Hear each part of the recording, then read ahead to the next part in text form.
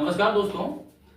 इससे पहले मैंने आप लोगों को इन्फॉर्मेशन प्रोवाइड किया था कि इस चैनल पे आपको बिहार बोर्ड के जो 12th के बच्चे हैं उनके लिए सारी चीज़ें पढ़ाई जाएंगी जो भी बिहार बोर्ड में आता है और जो जिस प्रकार क्वेश्चन पूछे जाते हैं। लेकिन उस समय वीडियो नहीं बनाने के कारण जो है कुछ प्रॉब्लम हो गया था, इसी कारण वीडियो नहीं बन पाया।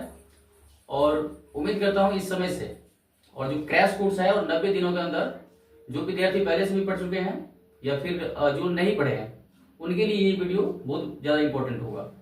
इसलिए मैं आज बताना चाहूंगा कि बिहार बोर्ड में किस प्रकार के प्रश्न पूछे जाते हैं और कौन कौन से चैप्टर इंपॉर्टेंट है ग्रामर और लिटरेचर दोनों के माध्यम से। तो सबसे पहले हम ये समझेंगे कि इसमें पूछा क्या जाएगा ग्रामर और लिटरेचर में।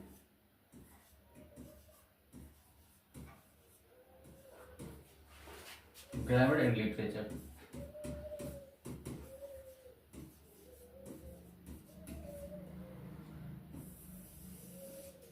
और इसमें आगे जाकर आपको कंपोजिशन के विषय में जानकारी दी जाएगी, जैसे कि लेटर एप्लीकेशन, कॉम्प्रिहेंशन, प्रेसिस, इन सब के विषय में बताए जाएंगे। कंप्लीट कोर्स आपको कंप्लीट सिर्फ 90 दिनों के अंदर जो है 90 डेज, ये 90 दिन के अंदर हम लोग कोशिश करेंगे कि जितने भी ग्रामर और कंपोजिशन जितने भी चीज है उसके अंतर्गत हम सारे बताएंगे, जिससे किसी भी विद्यार्थी को दिक्कत नहीं हो सकती है। तो ग्रामर में सबसे पहले जो जरूरी है वो है आपको कंप्लीटली पार्ट्स ऑफ स्पीच आना चाहिए। Parts of speech,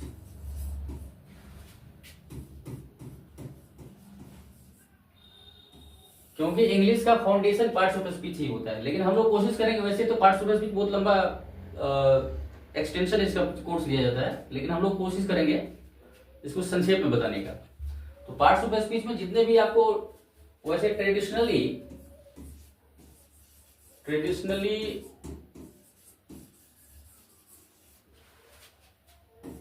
there are 8 parts of speech.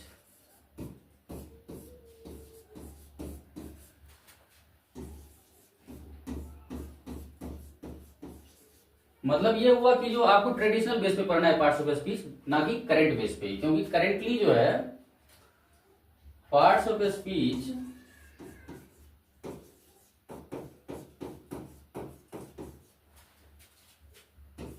Has been classified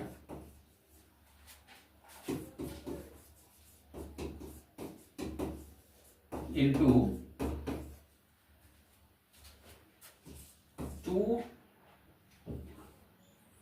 two types based on current English approach.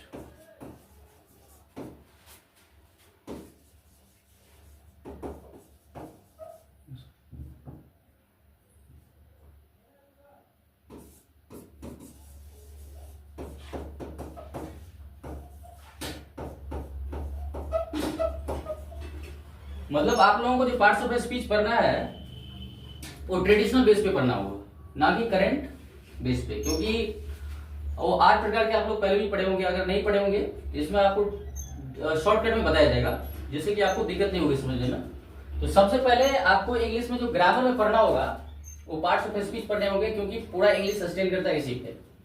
जिस विद्यार्थी को अच्छी तरह से पार्ट्स ऑफ स्पीच आ गया वो अधिकतर क्वेश्चन बिहार बोर्ड का बना सकता है। जैसे कि पार्ट्स ऑफ स्पीच में हम क्या पढ़ते हैं,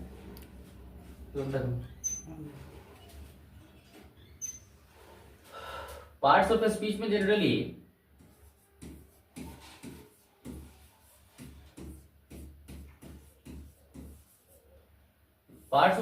जनरली हम 8 पार्ट्स जो पढ़ते हैं वो ये है आपका। पहला तो नाउन है, दूसरा प्रोनाउन, तीसरा एडजेक्टिव,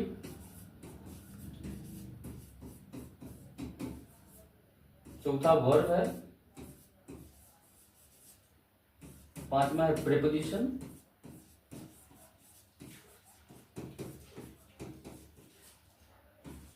छह में आता है कंजंक्शन,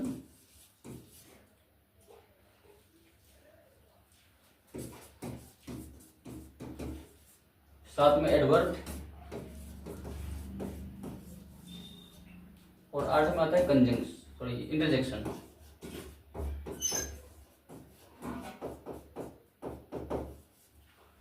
तो मतलब ये जो है पार्ट्स ऑफ स्पीच आपको अच्छी तरह से आना चाहिए। अगर आपको नाउन से रिलेटेड क्वेश्चन पूछे जाते हैं तो आप उसमें स्टक नहीं हो सकते हैं। सबसे पहले आपको नाउन को अच्छी तरह से स्टडी करना होगा, उसके बाद प्रोनाउन, फिर एडजेक्टिव, उसके बाद वर्ब, फिर प्रीपोजिशन, कंजंक्शन, एडवर्ब और इंटरजेक्शन। इसमें वैसे तो सारे जरूरी है, लेकिन सबसे इंपॉर्टेंट इसमें है आपका वर्ब और प्रीपोजिशन, क्योंकि इन दोनों से क्वेश्चन अक्सर आता है। वैसे तो सभी से आते हैं, लेकिन अक्सर प्रीपोजिशन ये गारंटी देता है कि आप प्रीपोजिशन से क्वेश्चन पूछे ही जाएंगे। इसलिए आपको ये जो है ट्रेडिशनल बेस है पार्ट्स ऑफ स्पीच का। और ये मॉडर्न अगर बात करा जाए तो मॉडर्न में बता देता हूं मैं भी फिलहाल। Modern classification of parts of speech.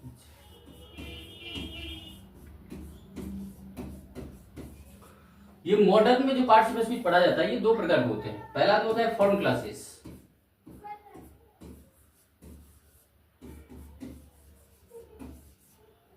और दूसरा होता है स्ट्रक्चर वर्ड्स।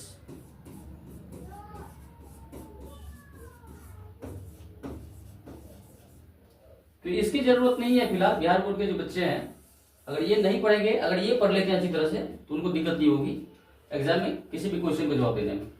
तो ये पार्ट्स ऑफ स्पीच आप लोगों को पढ़ाए जाएंगे 1 बाय 1 करके, लेकिन शॉर्टकट में बताएंगे ताकि आप लोगों को 90 डेज के अंदर पूरे कंप्लीटली पढ़ाए जाएंगे, इसमें कोई दिक्कत नहीं होगा। और इसमें ये तो पार्ट्स ऑफ स्पीच है।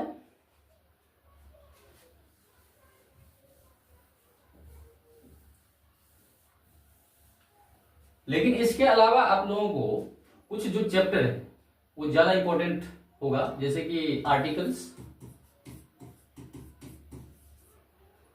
होगा। उसके बाद आपको आना चाहिए टेंस,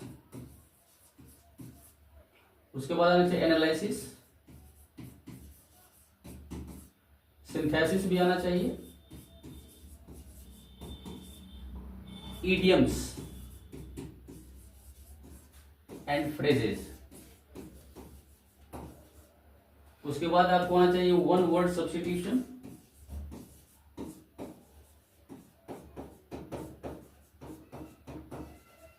उसके बाद इसमें से कुछ है सिनोनिम्स, फिर एंटोनिम्स, और इसमें आपको इंटरचेंज ऑफ सेंटेंसेस भी आने चाहिए।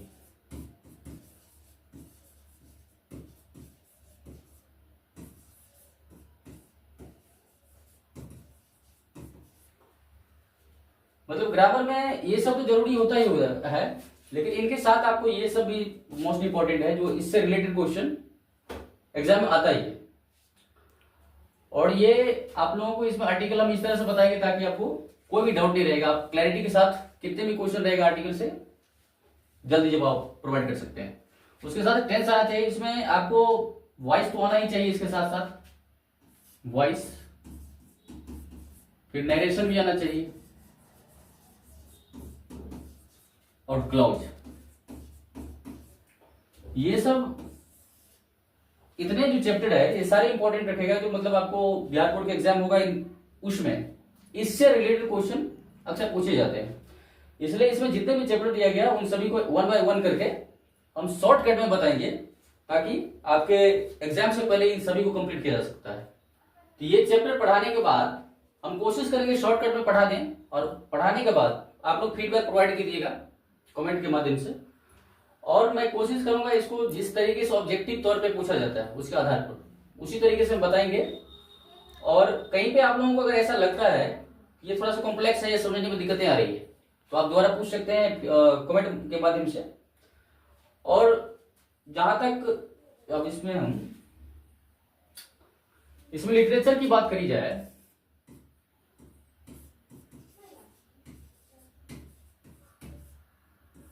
लिटरेचर में आपको 2 बुक्स मिलते हैं, जिसमें पहला होता है आपका रेनबो।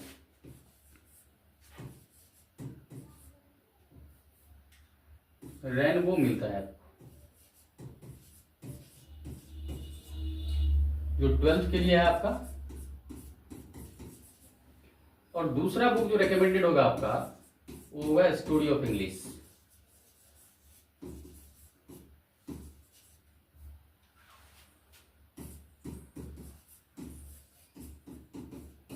वैसे ये स्टोरी ऑफ इंग्लिश 11th और 12th दोनों के लिए बने हुए हैं, लेकिन इसमें क्या होता है कि जो दो पार्ट्स में डिवाइड किया गया है इसको, इसलिए 11th अलग है 12th अलग है, तो उसको मैं 12th में जो भी क्वेश्चन हाइपोथेटिकल होगा उसको इससे बताया जाएगा। और ये रेनबो और स्टोरी ऑफ इंग्लिश, इनमें जो भी थ्योरेटिकल क्वेश्चन हो या ऑब्जेक्टिव हो, इन दोनों को इस तरीके से बताएंगे ताकि आपको जो भी हाइपोथेटिकल क्वेश्चन होगा, संभावित क्वेश्चन होगा परीक्षा में जो आने वाले होंगे शॉर्टकट में, उसको उस तरीके से बताएंगे ताकि आपको समझने में दिक्कत नहीं आ सकती है। जैसे कि रेनबो में आप पढ़िएगा, सबसे पहले रेनबो में क्या पढ़ेंगे आप? रेनबो में सबसे पहले आपको जो चैप्टर है और राइटर्स के नाम में जो चैप्टर है और राइटर्स के नाम है, उसके साथ जो डिस्क्रिप्शन है, राइटर की डिस्क्रिप्शन है, राइटर्स डिस्क्रिप्शन,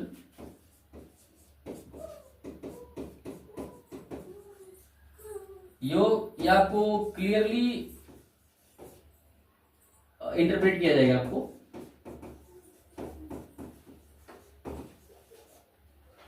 मतलब यहां पर क्या है कि जो चैप्टर जो पढ़ाएंगे 1 बाय 1 करके, उसमें ऑब्जेक्टिव जितने भी होंगे आपको शॉर्ट टाइम में बताए जाएंगे सारे ऑब्जेक्टिव, ताकि आपको किसी प्रकार की दिक्कत नहीं होंगी। उसके साथ साथ जो राइटर होंगे उसका डिस्क्रिप्शन बताएंगे आपको, उसके बाद शॉर्ट में बताने की कोशिश करेंगे ताकि लंबा समय नहीं लगे। उसके बाद उसका जो राइटर का डिस्क्रिप्शन होगा वो पूरे चीज ऐसे इंटरप्रेट करेंगे हम। और इसके साथ साथ जो स्टोरी ऑफ इंग्लिश के जो भी इसमें से क्वेश्चन पूछे जाते हैं, ये सारे आपको बताएंगे उसमें, ताकि जो इसमें जो सब्जेक्टिव और ऑब्जेक्टिव,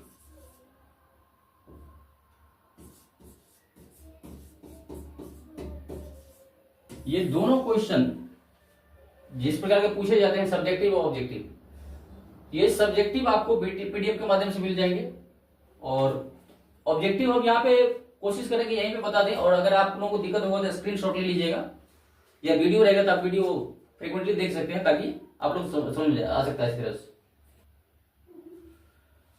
देखिए रेनबो में जो पढ़ाए जाएंगे,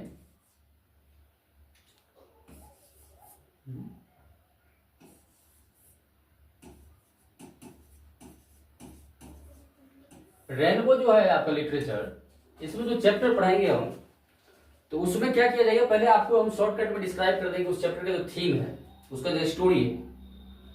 उसके बाद उसके जितने भी क्वेश्चन, संभावित क्वेश्चन है, ऐसा लगता है कि जो पूछा जाएगा उस प्रकार के क्वेश्चन को आप लोगों को बताया जाएगा।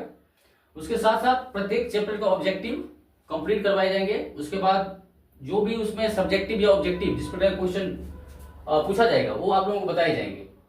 उसके बाद चैप्टर वाइज करा करके इसमें से एक बार होगा कि टेस्ट कंडक्ट करेंगे उसमें, और उसमें जो भी लगेगा कि इंपॉर्टेंट क्वेश्चन है उसको हम बताने की कोशिश करेंगे।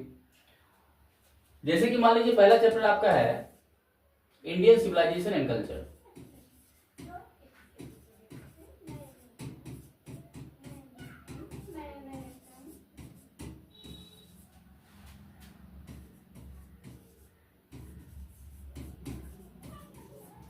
ये चैप्टर आपका पहला चैप्टर है रेनबो का। जब ये पढ़ाएंगे तो इसको शॉर्टकट में बताएंगे स्टोरी, ताकि आप इसका समरी भी लिख सकते हैं। और समरी वो बताए जाएंगे जो आपको एग्जाम में आएंगे, जो हाइपोथेटिकल समरी होगा उसको बताया जाएगा। इसको पूरी तरह से जो है सो एलेबोरेट करेंगे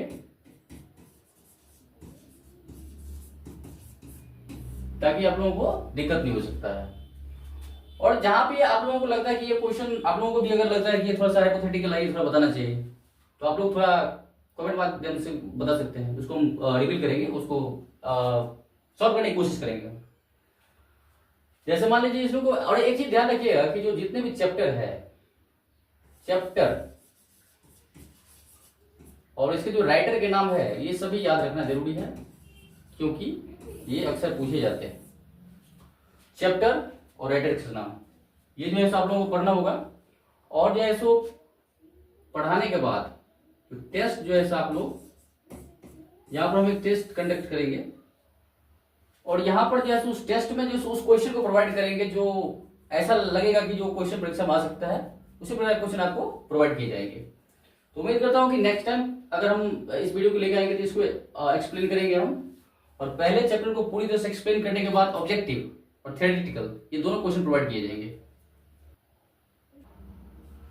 Actually, this was the introduction about the chapters which I have given you, and probably if you like the videos and if you think this video is going to be productive for you, please subscribe to the channel and share with your friends so that they can also get the advantage of enhancing their intelligence to different level.